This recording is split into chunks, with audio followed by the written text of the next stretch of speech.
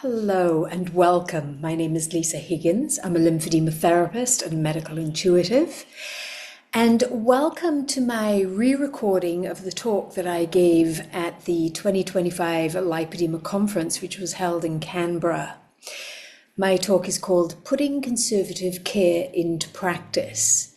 And I like to re-record my talks so that they are then accessible to everyone after the recordings of the official conference have been taken down and you can no longer access them. So thank you for being here. And if you have questions, please make a list and email them to me. All of my details will be at the end, and I'd be more than happy to answer them either on social media or directly via email. I'm just going to share my screen now, and hopefully this is going to work. And I'm going to talk to you now, as I've said, about putting conservative care into practice. Because what happens is you get this diagnosis of lipedema, or you think you have lipedema, and all of a sudden you are plunged into this world of, well, there's all these things that you have to do with lipedema, and here's what works. So you've got to try compression, you've got to change your way of eating, exercise, you've got to do dry brushing, you've got to pump, you've got to use a vibration plate, MLD. What is MLD? It's just so much information that is thrown at you immediately that it can then cause a paralysis of, well, where do I start? What is the most important thing for me to do?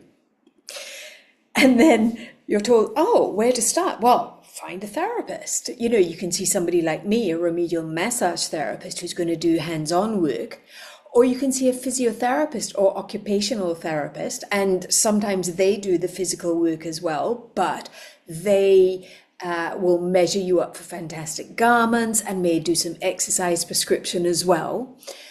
And you'll see little asterisks on both of those on my list. And that's just so that I can say that you can look on the NLPR, which is a National Lymphedema Practitioner Register of the ALA. And I do have a details page, a resources page at the end. The details will be there.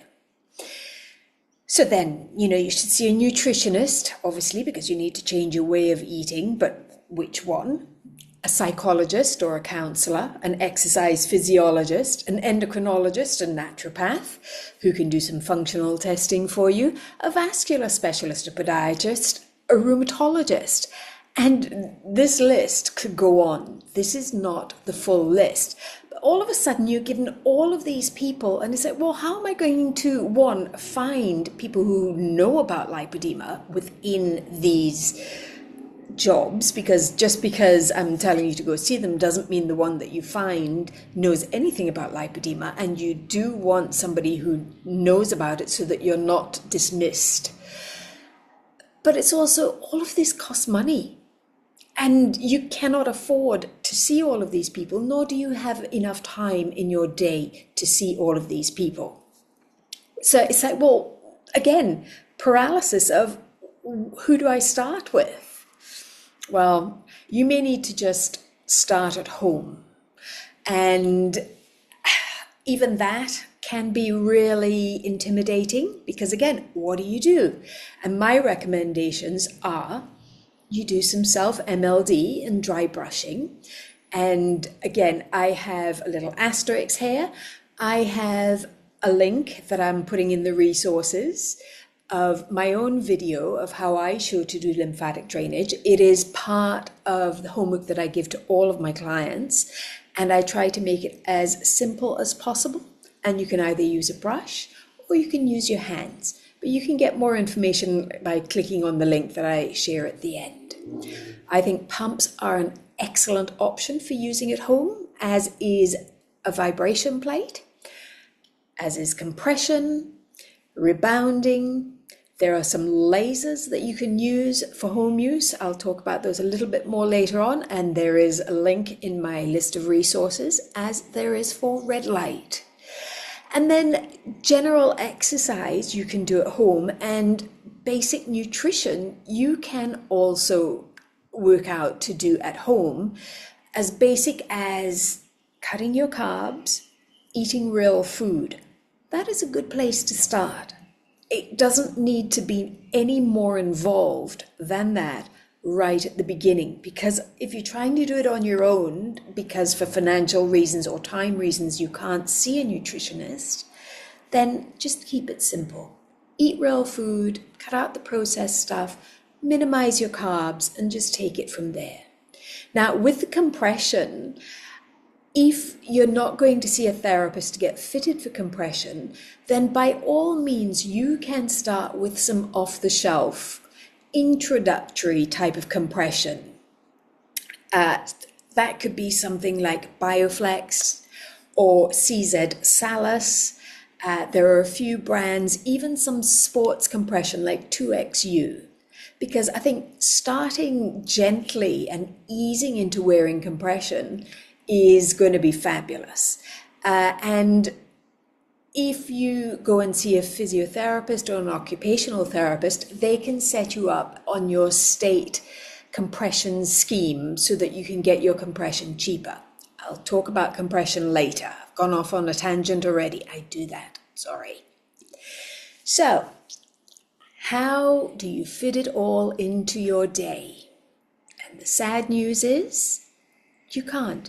There is not enough time in your day to fit in all the different things. You know, the dry brushing, the exercise, the nutrition, the compression, the vibration, the pumps.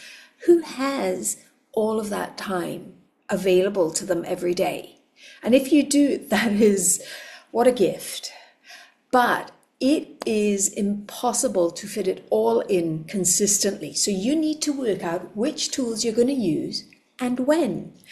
And I always say to people, because people say, oh, well, when's the best time to do this or that?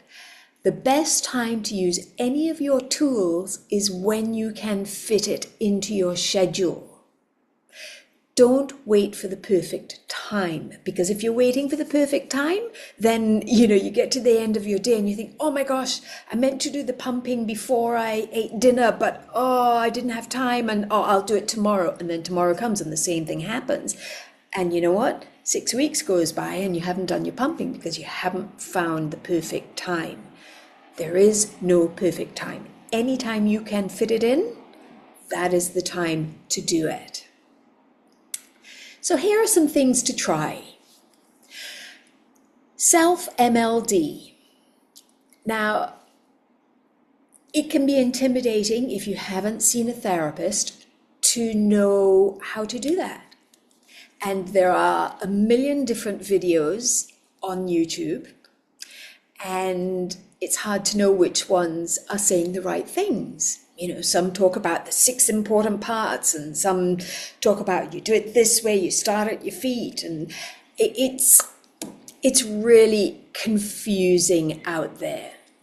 So for me, I like to keep things simple. I like to keep things quick.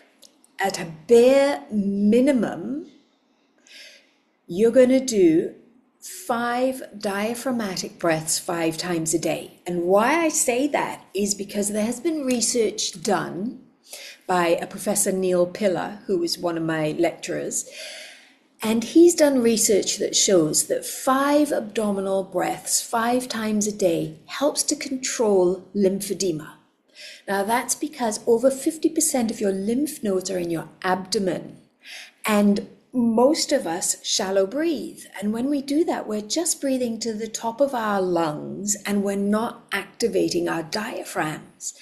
When we activate our diaphragm, we are then gently massaging the lymph nodes in the abdomen and stimulating them. So one, it's going to be great for our lymphatic system, but it's also going to be great to help us digest our food. It's great for our cardiovascular system, and it is fantastic for your nervous system.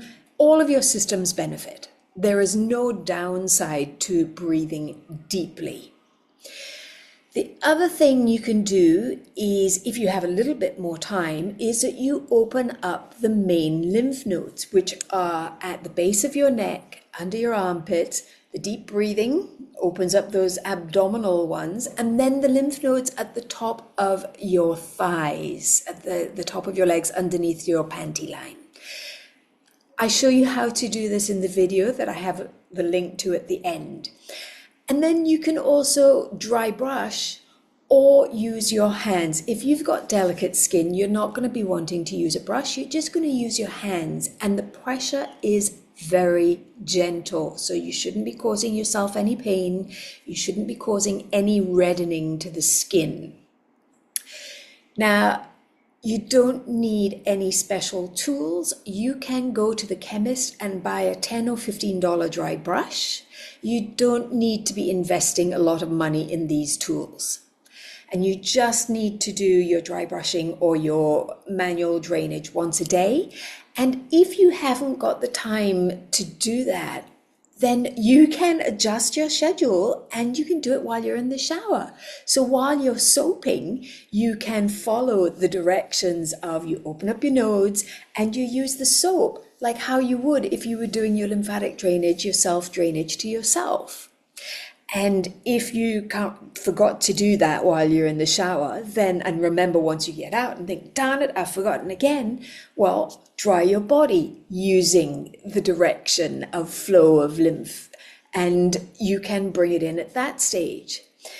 And a great thing to do is those 5 breaths. If you forget, if you're really forgetful, then what I can suggest is each time you go to the bathroom during the day, because that's something most of us do fairly regularly, as you are walking to the bathroom, then you can do some arm extensions and breathe in and out while you're doing those. I show you how to do that in the video, but it's a way of bringing that breath work into your daily life. So I try to make things really simple, and I'm trying to find a way that you can fit it into what you do already during your day.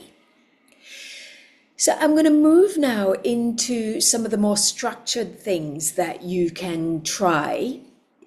And my number one is pumping. And what I did, I asked on my social media before the conference, before I prepared this presentation, I asked people when they were using their pumps, just to get an idea of how people were fitting it into their days. Because I know when I would do it, but I'm not you. So I wanted some different things. So before or after dinner, all sorts of different things. So people quite often said the most common answer was at the end of the day, or in the afternoon or evening after work. Somebody did it in the morning and the evening. She gets 10 points, because if you're doing it twice a day, at the morning and the end of the day, that is fabulous. You don't have to do that, but if you could, oh my gosh, amazing. One person said that when she's working from home, she has it under her desk and just sits there. Now, I know she's not using the model that I have in this picture. She's just got the leg pumps and not the full one that comes up her torso. So it's easier to sit in a chair and have those leg pumps on under the desk while she's working from home. I had someone ask, should I do it before or after dinner? And that's a great question, because, my answer is, well, if you've got just the legs, then you can use it either before or after, whichever feels easier for you. If you've got the ones that's coming up your torso, like the one I have in my photo, then I would be doing it before dinner or waiting at least an hour or so after dinner, because that tummy piece can get quite constrictive on your stomach. And if you've got a full belly after eating, you're probably not going to want it to be pressed on for a little while after you've eaten. So I would give yourself a little time after eating if you've got the full pump. If it's just the legs, before or after is fine. And if you don't have the abdominal piece, because not everyone can use one, if you've had multiple surgeries in your abdomen, then I wouldn't recommend having, or if you've got, if you've had weight loss surgery or something like that, so you've got restrictions in that abdomen, I wouldn't recommend the full pump. I would say just the legs.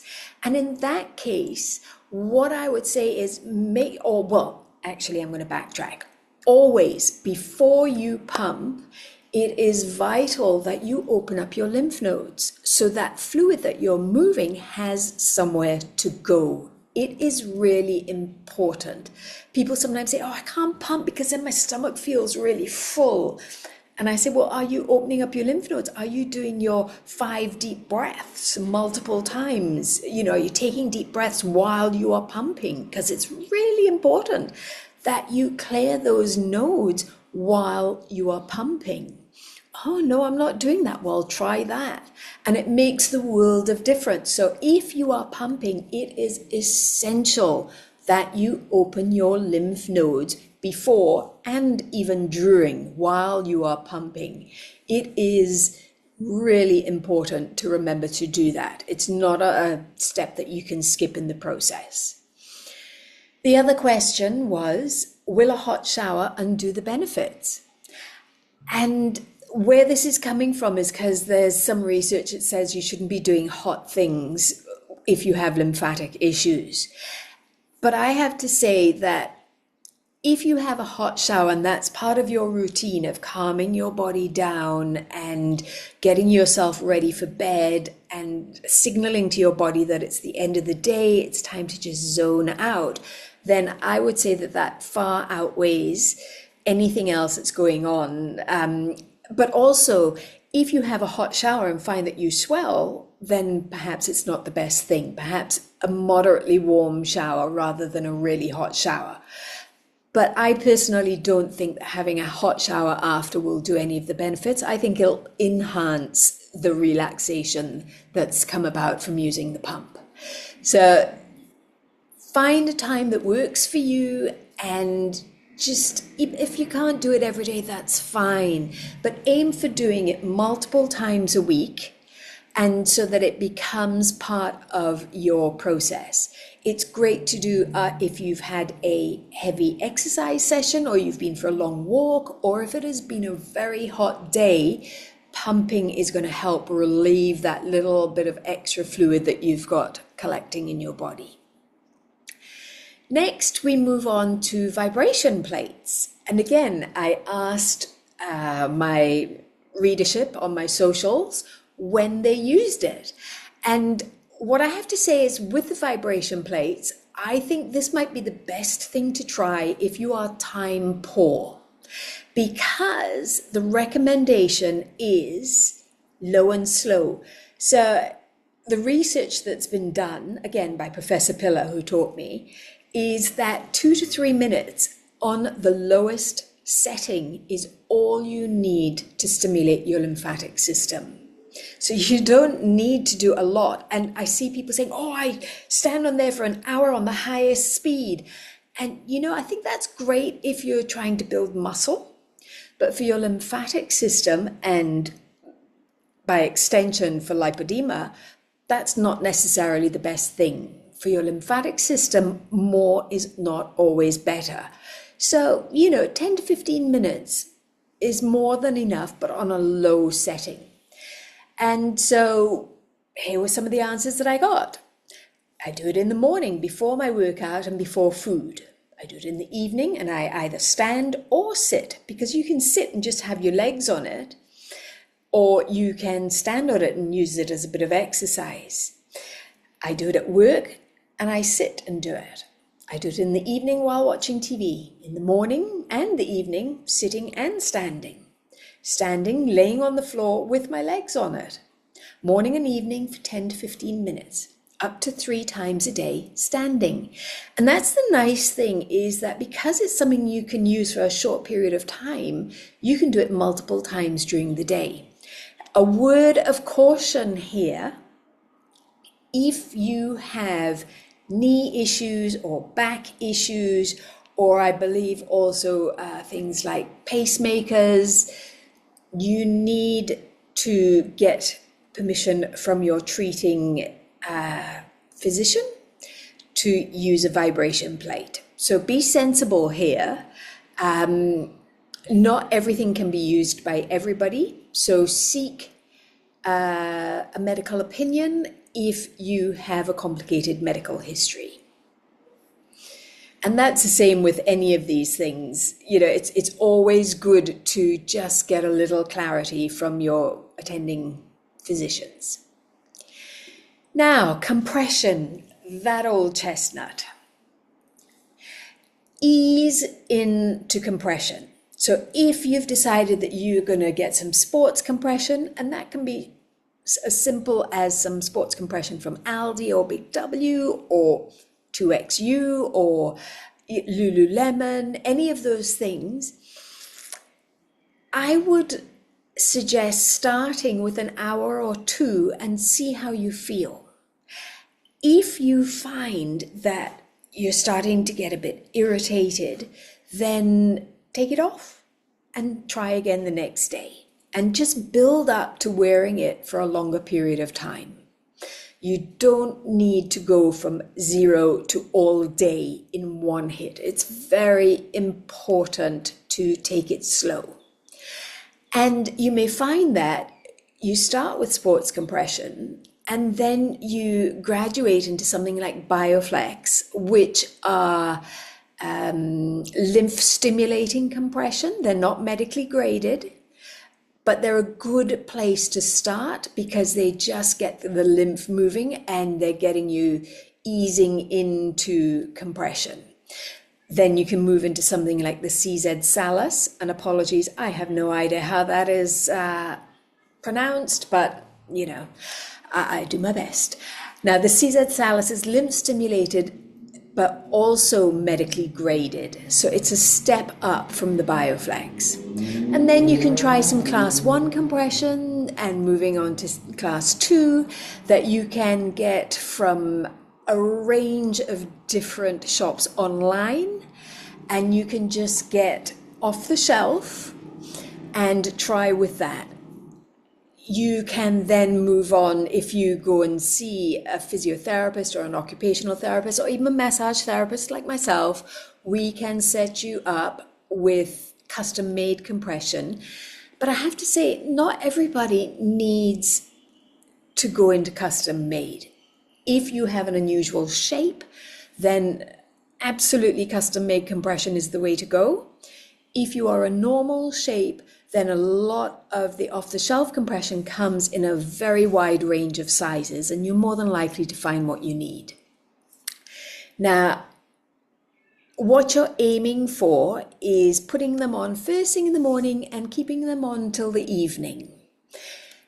And I would encourage wearing them while you're exercising. But again, you may find that you don't like wearing them when you're exercising because it feels too restrictive. But once you finish your exercising, put them on after that. I do really recommend wearing them for flying or for long car rides or bus rides, anything where you are not moving, then definitely I would be wearing compression. And a tip for you, use some gardening gloves. And there are some little slides that go over your feet that help you to pull the stockings over your heel, because that's the hardest part by far.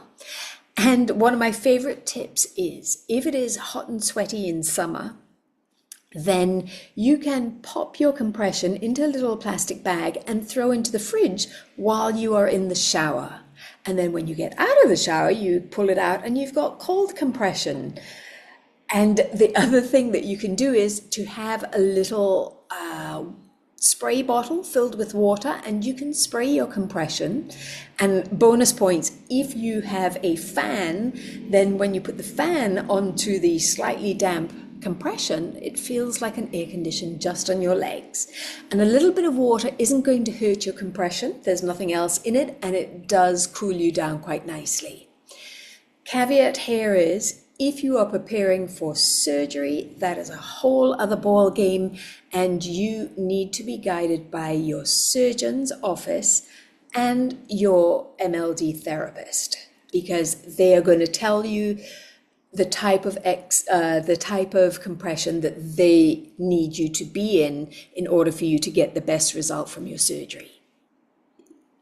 Moving on now to exercise. This is one of my favorite photos of me. I had some photos taken professionally and by the lovely Miranda Mail. And I had music on in the background while we were doing the shoot, and one of my favorite songs came on, and where I come from, we dance. And I bust a move, and she went, wait, keep doing that. And anyway, there you go. So dancing is a fabulous exercise. One, because it is fun, but it moves every single part of your body.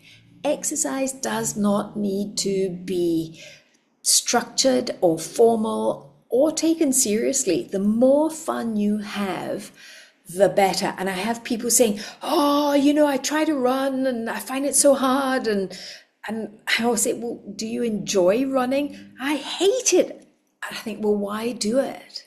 Find an exercise that you enjoy, that you can do without causing you pain. So that can be rebounding on a mini trampoline. And when I say rebounding, you don't need to be superhuman. You do not need to get air. Just a gentle movement on a rebounder is amazing exercise for your cardiovascular system, but it's actually activating your foot pump and getting your whole lymphatic system stimulated and all of your muscles contracting to move fluid. Because your lymphatic system doesn't have a pump, it relies on two things. It relies on deep breathing, and we've talked about that, activating your breathing diaphragm. The other thing that it relies on is muscle contraction. So rebounding is a fabulous exercise for getting all of those muscles working to pump lymphatic fluid. Hands down, the best exercise that you can do for your lymphatics is walking in the water. Now, I say this to so many of my clients and instantly I can see them stiffen, and I understand this. I get it. If you are in a bigger body, I get that putting on swimmers and getting into a public pool or the ocean can be incredibly confronting. I hear you. I understand that as a barrier. There are some amazing options for swimmers that cover your entire body. And you can use the excuse of, oh, I'm being sun safe. The Australian sun can be brutal. You can wear some leggings into the water, or you can now get some swimmers that cover your whole legs and then a rashie on top. And I know while it's not covering your body, it's covering your body. It's not covering your shape, but it's covering your body. And that gives you a little bit of confidence that you're not fully on show. But I do understand that it's a barrier getting into the water, but it is the best thing you can do, one, for your lymphatic system, but also for your joints. It is the most gentle exercise that you can do. So please consider it, and you will not regret it. I know that it's a big step to take, but I do encourage you to think about doing that. If you can walk on land, that is fabulous. Walk away. Bit of incline, fabulous. Weights. Now, this is a tricky thing because so many women with lipedema have joint issues, and so weights can then be an issue in themselves. So, you may end up, if you've got hand weights, then your wrists may be at a funny angle and you may cause damage. If you've got leg weights, it may cause issues with your knees. So if you're going to do some weights, make sure that you have some supervision, or that you know what you're doing. You have a few sessions with an exercise physiologist or somebody like that who can guide you. What I've discovered recently, because I have wrist issues and feet issues, I've got myself a weighted vest and I pop that on and go for my walk. Or you can pop a weighted vest on and you can do your housework. Or just walk around the house while you're doing, or while you're at work. If you're working from home, you can have it on for a period of time. And that puts less pressure on your joints.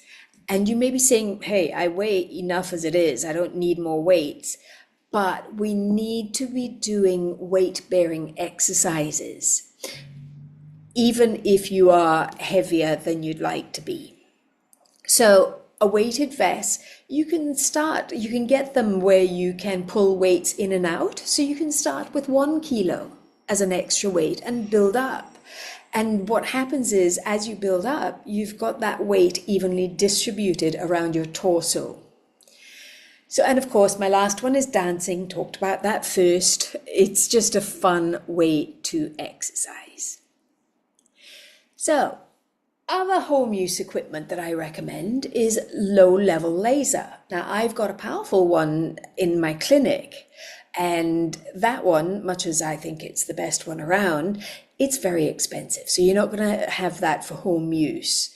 I recommend, there is one that I do recommend for home use that is at a much better price point, and you can use that on fibrotic areas or on aches and pains, and I do have the name of that in my resource slide at the end.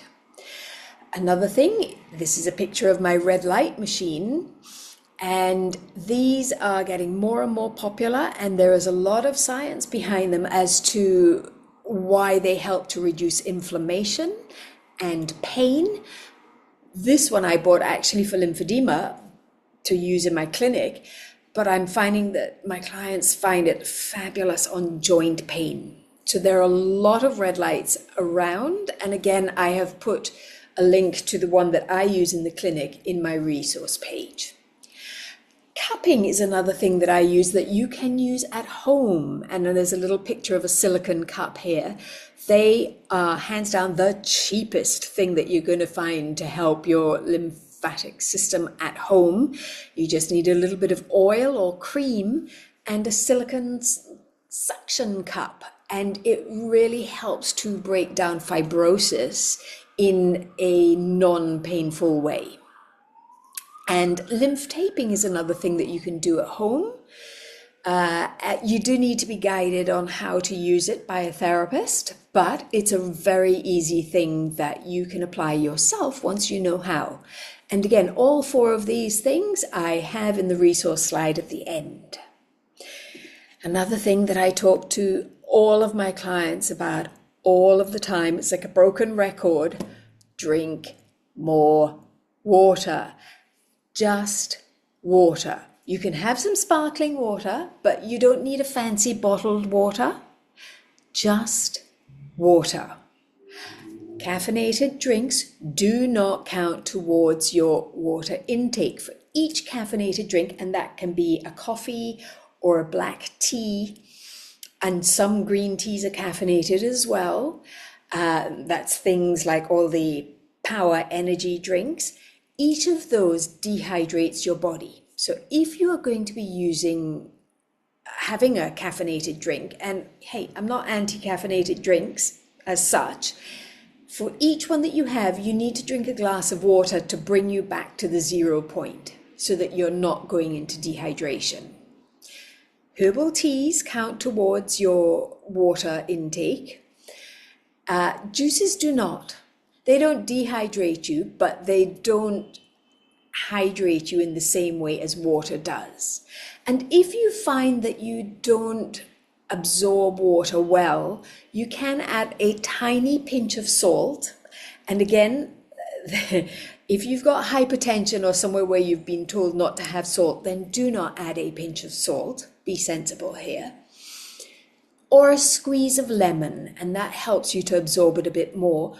Or some electrolytes are a really good idea as well if you find that you're feeling dehydrated and water on its own isn't doing its job. Some tips, because again, I've given you lots of information here and you may feel you need to go and do it all. You do not need to do it all. Try one thing at a time. So it may be that the first thing you try is some sports compression. Try that for a week or 2 and see how you go before you add something else. Prioritize your sleep. We do amazing healing when we're sleeping, and most of us don't get enough. So experiment, and if you're going to bed too late, then experiment with going to bed maybe 15 minutes earlier. And then just increasing that slowly over time so that you get to bed a little bit earlier than you are now. Because the earlier you get to bed, the more healing that your body does. Walk in the water if you can. Eat real food. Consistency is key. So this is where I say try one thing for a couple of weeks, but try it consistently. Because trying it once and then saying, oh, that didn't work for me, well, unless it's caused you a flare, you need to try it more than once to find out whether it works. And that's another tip. If you do something and you have more pain or more swelling, then put that aside. It may not be the thing for you, or you may need to find another version of it or do it at a different time. I'd also suggest familiarize yourself with common comorbidities of lipedema, because I see things in the support group saying, oh, I find this happens. Is this a lipedema thing? And while it might be, it may be completely unrelated to lipedema. And if all of a sudden you have a new symptom that is unexplained, that has no reason for being there, and it's not shifting, then I would get medically checked out, because it may be completely unrelated to lipedema, and it may be something that, one, there's a simple fix for, or two, there's a more complicated fix, but it's something that you need to look at. So don't wish away things saying, oh, it's probably just the lipedema symptom. It generally is, but not always. And if you are in support groups, use the little magnifying glass to do a search in the group to get quick answers, because you may post something, but it may be a delay before that post is approved, if there's post approval in that group, or people may not see it and may not answer for a day or two, or it may just get lost in the general conversation. So use the magnifying glass in groups. And if you can't get your answer that way, then post the question. So, a final word. Wear the shorts, the skirts, the swimmers, the skinny jeans. Wear what makes you happy. And I'm going to say something that I know that you're going to go, nah. But you know what? 99% of the time, nobody's looking at you. I know that you think everybody's looking at you. I do. We all do. We all are so self-conscious. There are very few people who go, hey, I feel fabulous. I'm great. I've met a few of those people and they are wonderful. I love that confidence. Most of us are really self-conscious about our bodies. And sometimes when we do things like go to the beach with our kids and our husband, and we've got our jeans on and a long sleeve shirt, and the husband and the kids are playing in the sand and frolicking in the ocean, and I've seen this happen at my local beach, and the kids come up and mum is sitting on the steps waiting for them, hot as in the middle of summer, in full-length jeans and t-shirt, and the kids are coming up, Mom, look, I've done this, have you seen? And Mum's like, oh, that's great, darling, I'm so happy for you. And then the kid runs back off, leaving Mum there. Sometimes Mum looks a little bit more conspicuous by being fully clothed while everybody else is on the beach having fun. So my advice, or my desire, my hope, is that more women with lipedema wear the things that they'd like to wear, be in the photographs with the family. If you have to stand at the back, that's fine, but be in life with your family, with your kids.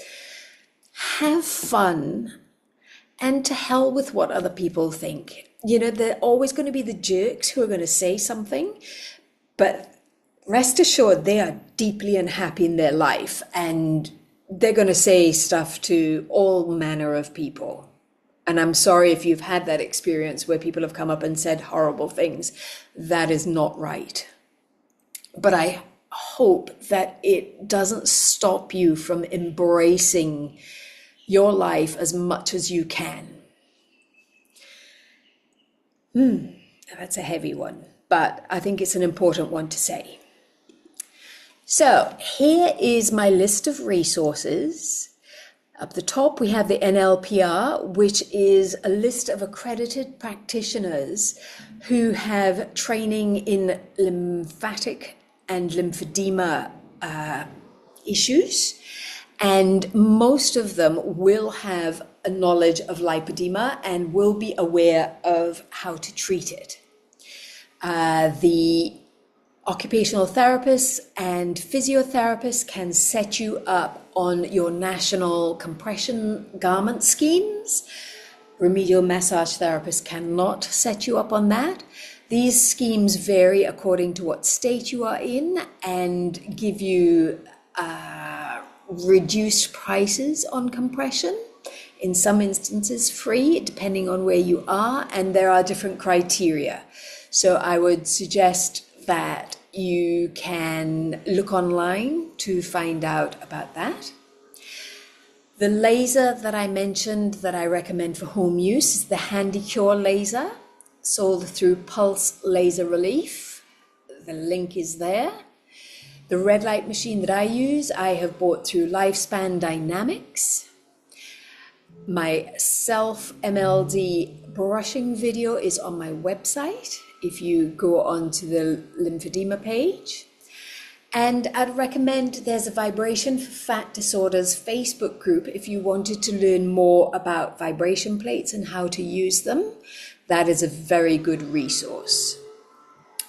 Hopefully you find what you need off of those. If there's something else that you'd like to find out about and I haven't mentioned it, please reach out to me.